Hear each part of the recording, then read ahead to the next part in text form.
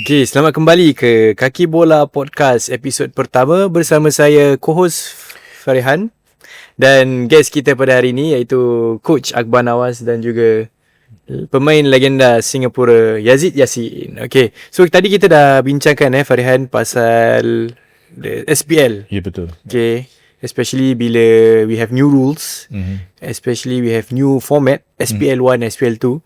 Tapi sekarang kita nak dive deeper lah, Farehan. Untuk perjalanan pemain-pemain muda. Yes. Bagaimana, seperti tadi yang Coach Akbar kata, SPL 2 penting kerana ia memberikan exposure to the younger players. Di mana SPL 1 tu akan dipenuhi dengan 7 pemain import dan juga 4 pemain tempatan. Bermakna SPL 2 adalah penting. Kalau dalam arena bola sepak, we need to give younger players competitive football. So seperti yang kita tahu daripada awal tahun as early as 1969, kita selalu lihat SEA Games as a major competition. Setiap 2 tahun SEA Games tu datang, di mana clubs can negara-negara di rantau ini can compete to be the best in Southeast Asia. Dan sejak beberapa tahun yang lalu, SEA Games format change to only under 23. Di mana that means under 23 adalah penting. And only recently we got the news that SNOC do not nominate football as part of the upcoming SEA Games.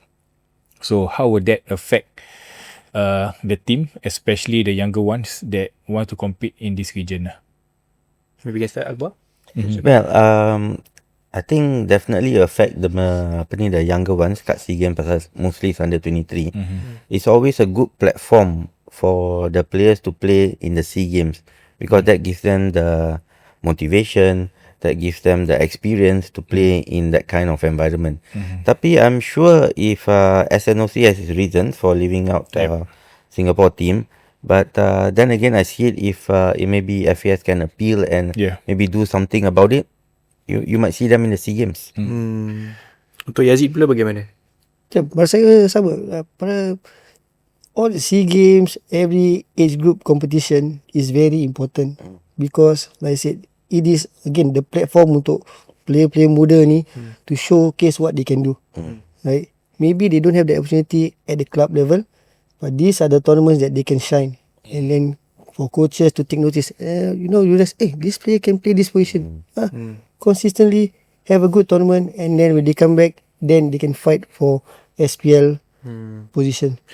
Okay, I just throw this thing out. Boleh. At the side of the coin, 2023 SEA Games, the Young Lions, the under 22 didn't perform. Kita tengok the last game of the group stage, they were trashed 7-0 by Malaysia.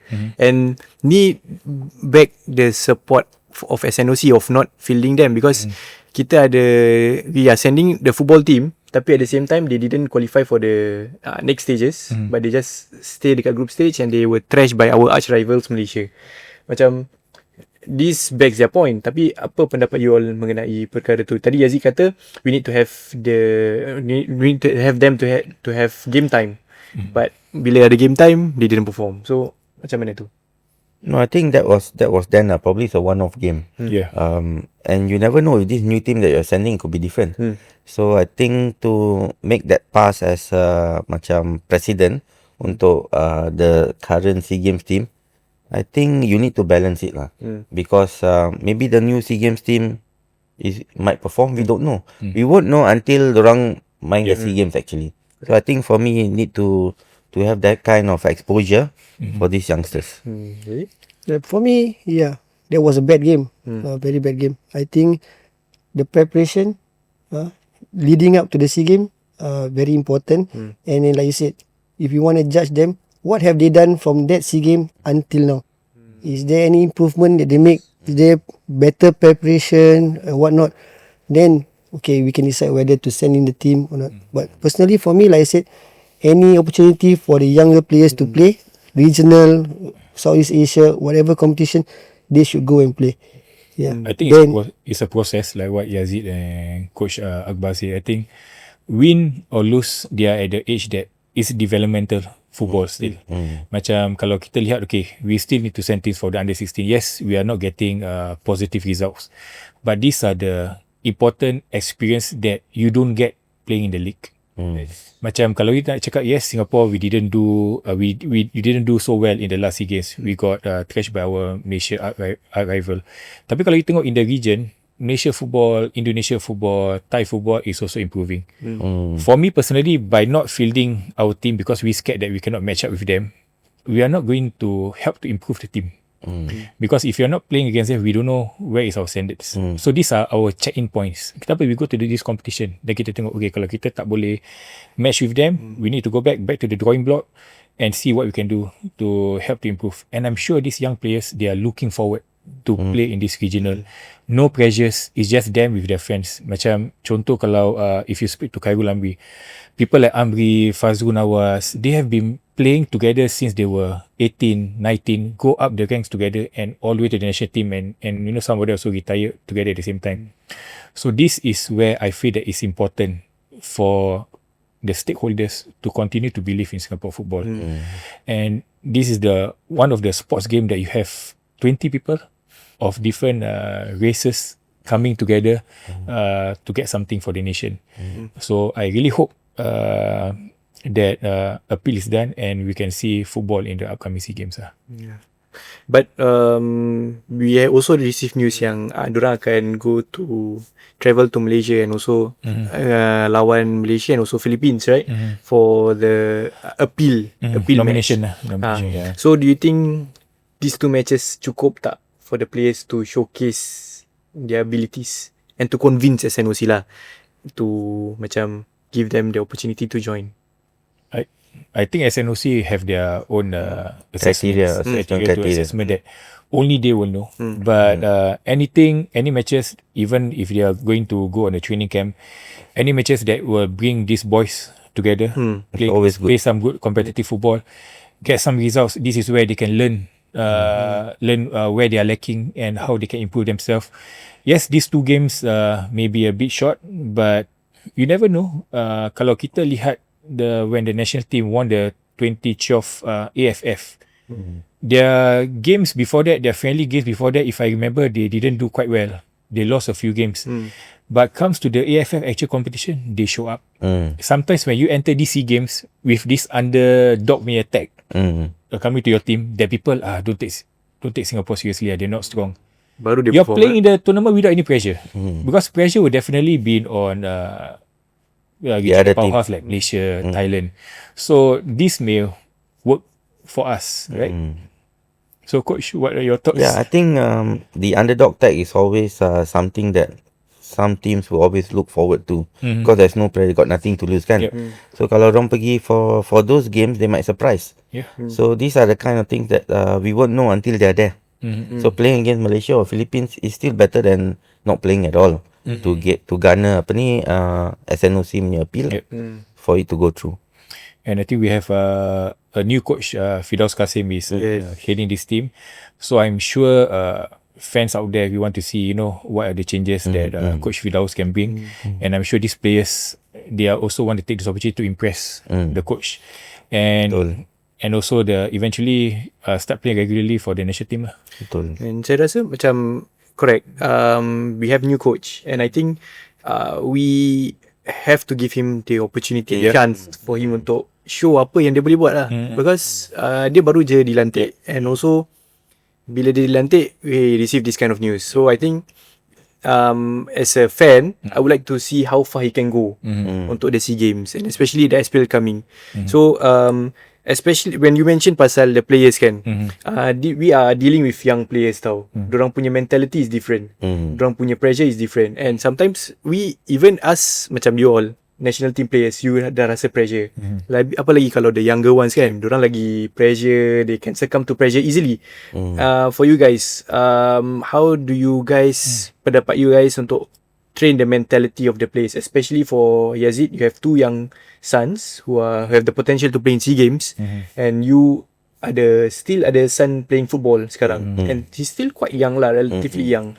So how do you Saifullah, young day of the year.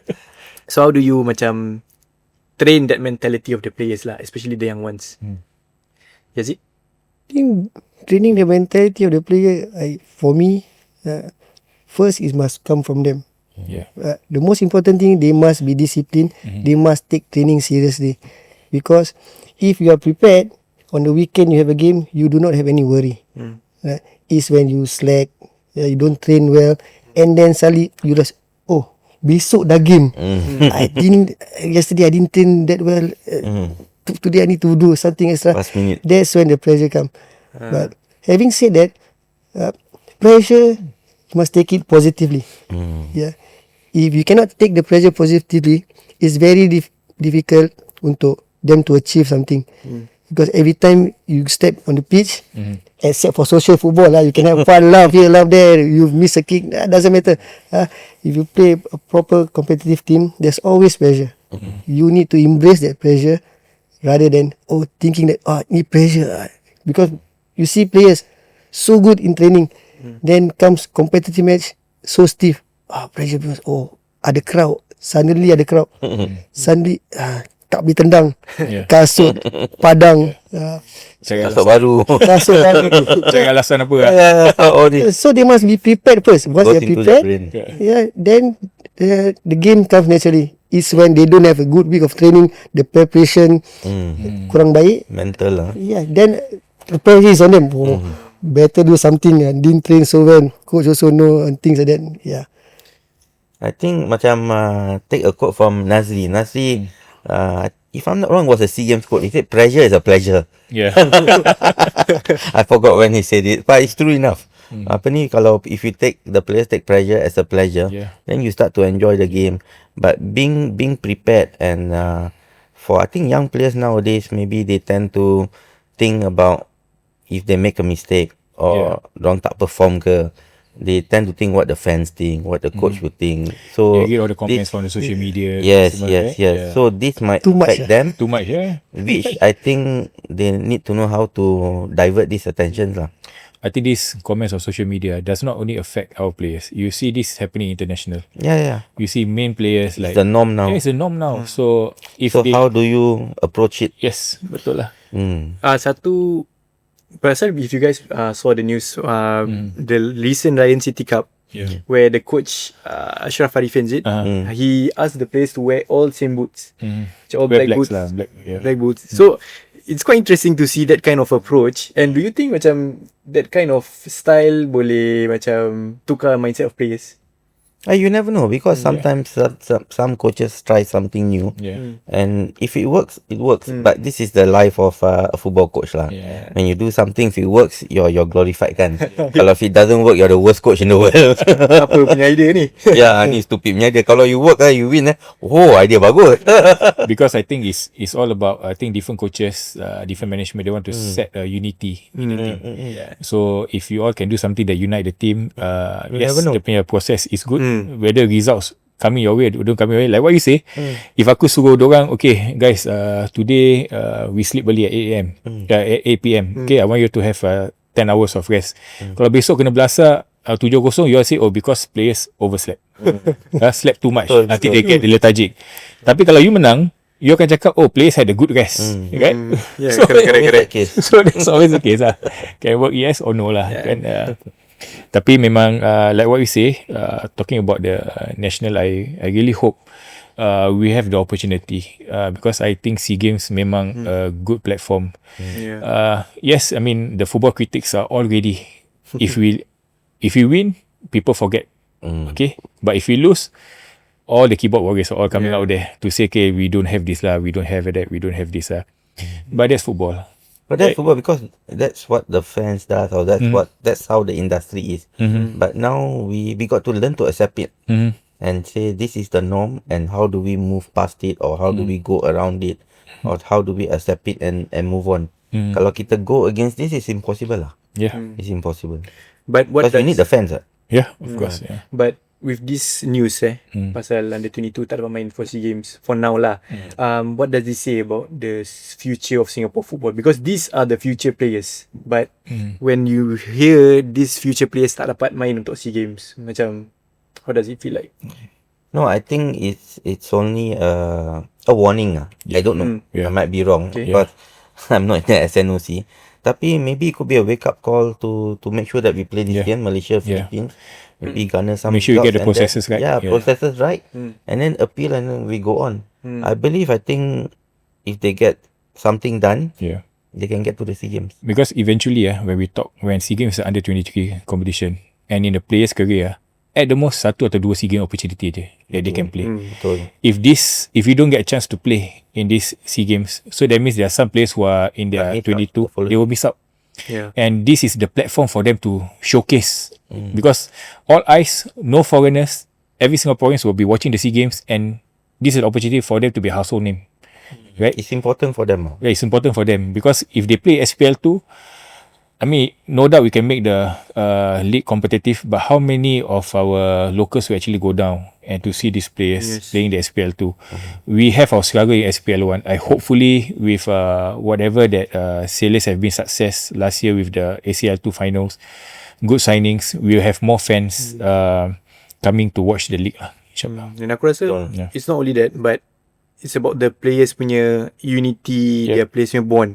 Because like I said lah, macam these are the players yang akan represent the Singapore national team in the future, and it's important to have that bond relationship at the start. So macam dorang can bring this thing forward lah. So macam for Yazid, what's your take? Your son most probably won't be able to play In the SEA Games. in the SEA Games. Macam with this news lah. Macam as a father, as a coach, how do you feel about this? I think if they really cannot play in the SEA Game, I think both of them will be very disappointed lah. But I'm not still thinking about both. I think the whole squad or the whole team will be disappointed. But I think they're looking forward to the SEA Games, to the regional tournament and stuff. But if it happens, we cannot do anything. Yeah, kita tak boleh buat apa-apa. We just So have to kita semua play. boleh buat things that is within us. Kita main control. Within our control. Anything that's out of control, we cannot do anything. If they say you don't go, you don't go. Yeah, yes, we can moan, not happy 1-2 days, get over it, go back to training, go back to club, and then prove to your team, prove to your coaches, club level or national level that you deserve something. Yes. Yeah, because if you just tak dapat pergi then everybody demoralized. Because the 23 that you said, the better players, 21, 22, 30 should be knocking out the national team, bro. Yeah, and this is the platform. We might not have 11 or we might have a great team performance, but in that tournament, you will see 1 or 2 players shine. Yep. Yeah, it's a good platform. Like both or all of us agree that it's a good platform for them. Yeah, and these are the players that see, better potential national team or potential for first team in SPL and things like that. I think this is ni adalah apa benda yang that we are losing if we fail to play in the SEA Games. Like you can say, this is the opportunity yang Mary cakap, 1-2 players yang eventually will become regulars for our national team. Without the SEA Games, it will be hard, right, for them to show their worth and to play under these circumstances. Okay. I think we are coming to the end of our podcast today. So macam as a closing lah, maybe both of you boleh kongsikan ahead of the upcoming SPL. So for Coach Akbar, maybe you dah akan lead Tampines Rovers for the second time, is it? Second time. And you take over from Gavin. And last season you were almost there. Lagi sikit je nak dapat the championship. So macam mana you nak build from that experience into the players and eventually become winners untuk this upcoming season? Apa Gavin has done has been great. I mean, he's a good coach. Everybody knows about it. Dia punya work ethics is exceptional. And then now he's kat national team as interim coach. Like I said, some players left. Some players come in. What we will do, we will only know. And you guys just have to watch it. Because at the end of the day, how the new foreigners come, how they blend in, whether they're good enough or not, I think it's for everyone to see. It's also for me to see because I just came in. And let's see when we play the games, what happens, and I have to improve from there. That's why I said for us, when orang tanya will Tampines win the championship or will you still stay number 2, I say let's see one game at a time because this is what Tampines is at the moment. Because those players have left. Unless those players still stay, the main players still stay, then it's a different story. To Yazid pula, for the upcoming season and for your son playing in the SPL for the upcoming season and also potentially SEA Games, last words lah for them and for the upcoming season? I think for my kids, I think, they have to put their foot on the ground, keep learning, keep training hard, be disciplined. For me, that's the most important thing. You can be the best player without all this discipline, good work attributes, right?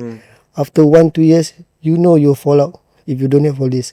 So hopefully they get to play in the SEA game, and then after that, again, progress with their respective team in the SPL, and then we'll see it from there. But like I said, as a father, all I need you guys to do is work hard. Don't get into any trouble. Yes, because all the demands will come from the coach's side. Okay. I think that's the end of our podcast untuk hari ni. Thank you Yazid, thank you Akbar, and thank you Farehan for this first episode. So this episode will be the start Farehan, of a more good content bola sepak Singapura. So nantikan episod Kaki Bola yang seterusnya, dan bersama saya Hazman dan saya Farehan Hussein. Jumpa anda di episod seterusnya. Bye bye.